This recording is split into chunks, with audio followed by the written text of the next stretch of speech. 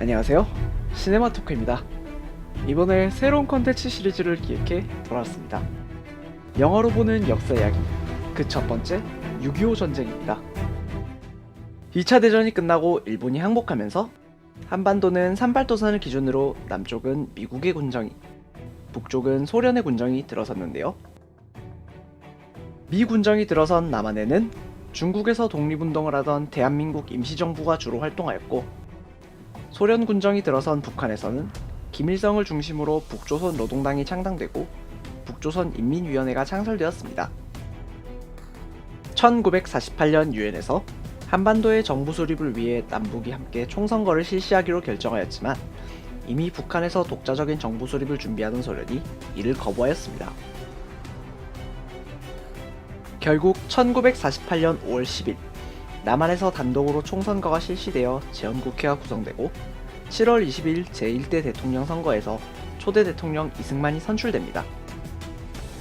그렇게 1948년 8월 15일 3.1운동의 독립정신을 이어받아 민주공화국인 대한민국 정부가 수립됩니다. 이에 따라 미 군정은 권한을 대한민국 정부로 이양하고 한반도에서 철수를 준비합니다. 한편 북한 또한 인공기를 내걸며 1948년 9월 9일 조선민주주의 인민공화국을 수립하며 한반도엔 두 개의 정부가 들어서게 되었습니다.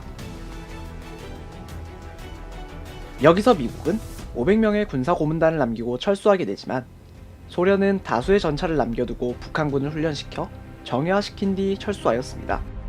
1950년 1월 미국 국무장관인 딘 애치슨이 한반도와 대만을 미국의 태평양 극동방위선에서 제외시키는 발언을 하자 지금이 기회라 생각했던 김일성은 무력 통일의 의지를 드러내게 됩니다. 그러나 스탈린은 세계 2차 대전 동안 미국이 보여준 막강한 힘을 보았고, 아직까지 2차 대전의 피해를 회복하지 못했던 소련은 미국과의 전면전을 우려하여 김일성의 남침 허가 요청을 무려 48번이나 거절하게 됩니다. 하지만 소련은 미국에 이어 두 번째로 원자폭탄의 개발을 성공하였고, 미국의 애치슨 선언과 아시아 국가의 공산화를 내버렸던 미국이기에 1950년 4월 마오쩌둥의 동의를 얻는 조건으로 김일성의 남침 계획을 승인하게 됩니다. 그렇게 1950년 6월 25일 새벽 4시 암호명 폭풍 224에 따라 북한군은 11만 명력이 38도선 전역에서 일제히 침략을 개시합니다.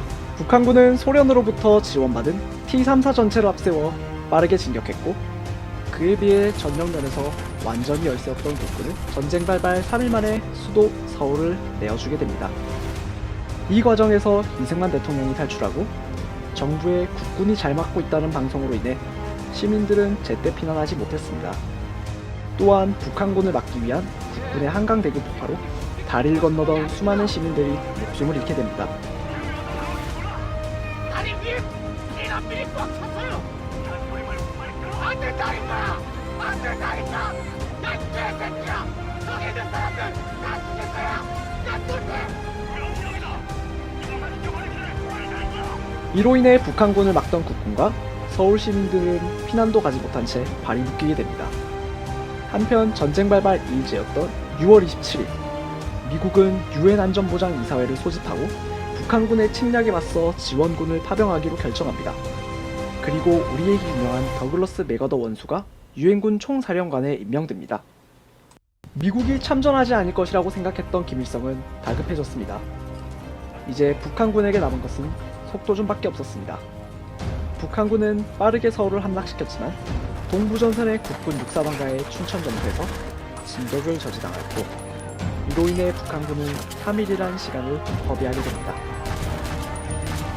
북한군은 재정비를 마친 채 다시 대전과 호남 지역을 빠르게 점령하며 대구를 압박하였고, 한 달 만에 한반도의 대부분을 점령하였습니다. 그리고 국군은 필사적으로 북한군을 막아내며 낙동강 방어선을 구축합니다. 1950년 8월 백선엽 중장이 지휘하는 국군 1사단은 미국의 항공 지원에 힘입어 다부동에서 3만의 북한군을 격퇴하는 데 성공합니다.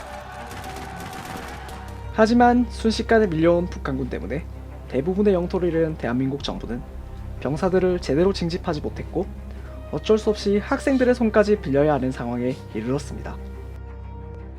1950년 8월 11일 새벽 포항에 있는 71명의 학부형들은 사격 훈련 한번 제대로 받지 못한 채 북한군 정예 유격대대에 맞서 싸우게 됩니다.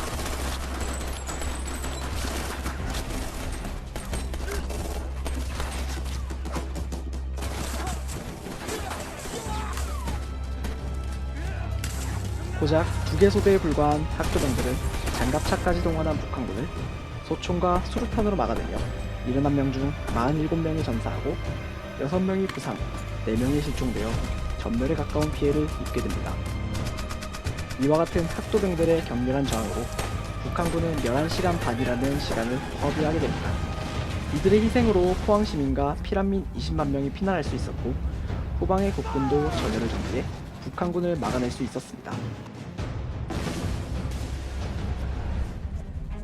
학도병들의 활약은 여기서 끝나지 않는데요. 메가더의 인천 상륙작전 하루 전인 9월 14일 북한군을 교란하기 위해 722명의 학도병들을 경상북도에 위치한 장사리에 상륙시키는 작전을 계획하게 됩니다. 이들 또한 나라를 지키기 위해 자진입대한 학도병이었는데요. 낙동강 방어전선에서 많은 인원을 빼올 수 없었던 국군은 이 위험한 작전에 학도병을 보낼 수밖에 없었고 학도병들은 제대로 훈련도 받지 못한 채 3일치의 전투물자만 받고 작전에 투입됩니다. 하지만 상륙작전을 펼치기에는 날씨가 매우 좋지 않았습니다. 설상가상으로 학도병들이 타고 있던 상륙함이 문산함이 자초되면서 작전 초반부터 난관에 빠지게 됩니다. 그리고 상륙 과정에서도 크나큰 피해를 입는데요.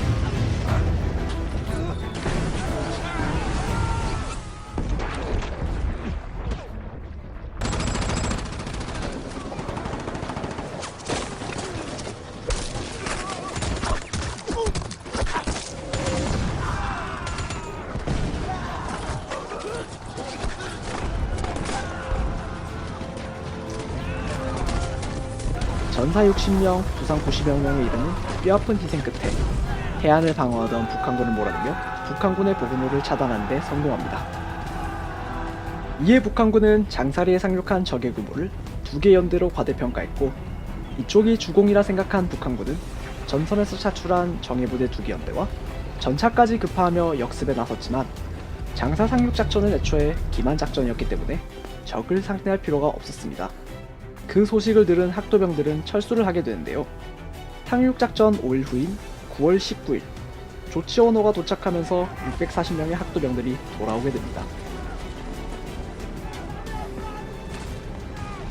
좋지 않은 날씨와 엉성한 계획, 준비된 물자가 바닥 나서도 지속된 전투였지만 훈련도 제대로 받지 못한 학도병들은 북한군 270명을 사살하고 보급로를 파괴하는 전과를 올렸습니다. 이로 인해 낙동강 방어전선의 부담을 덜어주게 되어 성공적으로 작전을 성사시켰습니다. 인천 상륙작전을 돕기 위한 작전은 장사 상륙작전뿐만이 아니었습니다. 미군 소속 부대인 켈로 부대는 모두 한국인으로 이루어졌는데요. 북한 내의 정보를 수집하기 위해 설립한 첩보 부대였습니다.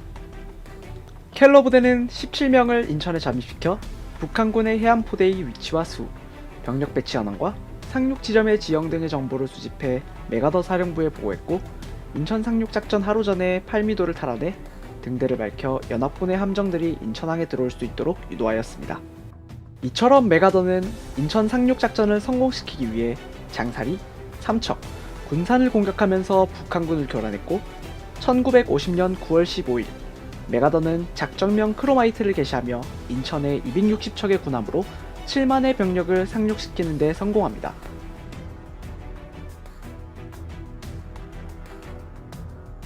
인천에 상륙한 국군과 유엔군은 인천을 방어하던 이천의 북한군을 손쉽게 제압하고 북한군의 허리를 끊어 보급로를 차단했습니다.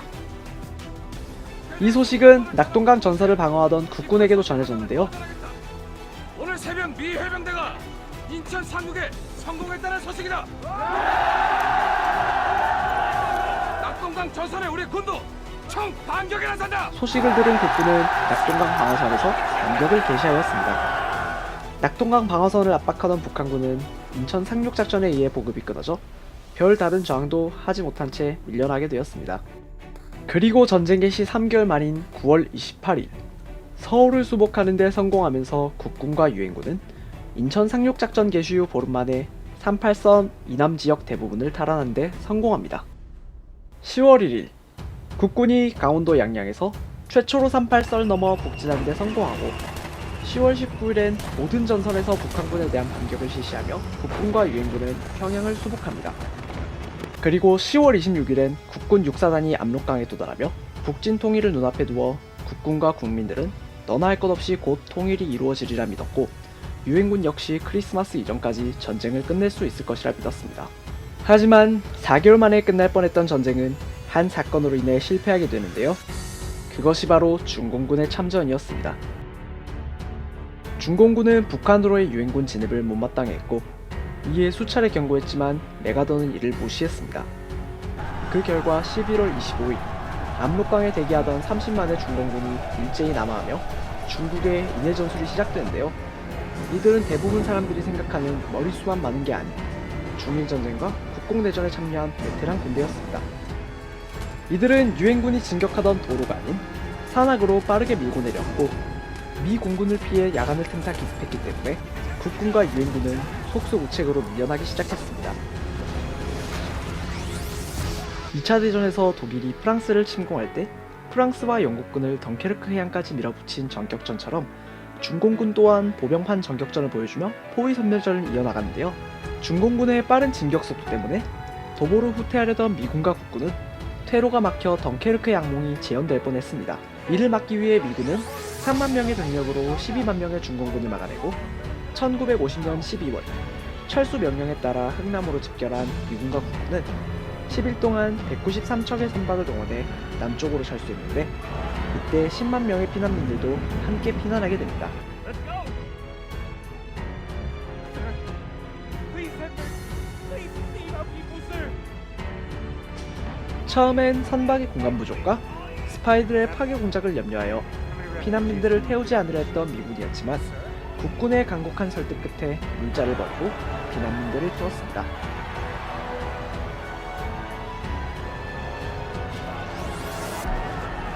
그중 여러분들께 잘 알려진 메로디스 빅토리오는 실려있는 군수물자와 화물들을 버리고 1만 4천여 명의 피난민들을 태우면서 가장 많은 인원을 고조한 단일 선박으로 기네스북에 등재되기도 하였습니다.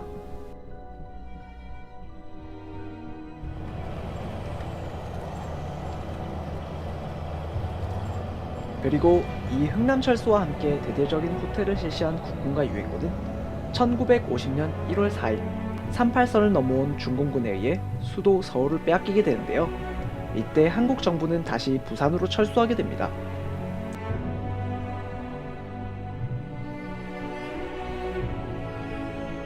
(1951년 3월) 성공적으로 후퇴했던 국군과 유엔군은 재정비를 마치고 다시 반격을 시작해 서울을 탈환하고 38선까지 재차 진격하게 됩니다.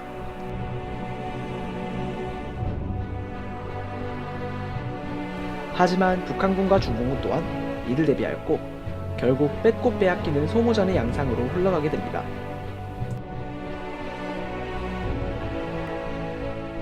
(38선) 전역에서 고착화된 전선 때문에 더 이상 병사들의 희생을 감수할 수 없던 유엔은 1951년 7월부터 공산진영과의 휴전회담을 진행했는데요. 국경선과 포로송을 놓고 극명한 입장 차이를 보여 중단되었다가 재개되기를 반복하였습니다. 휴전회담 동안 잠시 멈추었던 전투는 1951년부터 1953년에 휴전협정이 체결되기까지 북한군과 국군 사이에서 조금이라도 더 많은 영토를 점령하기 위해 치열한 전투가 펼쳐지게 되면서 고지는 피로 물들게 됩니다.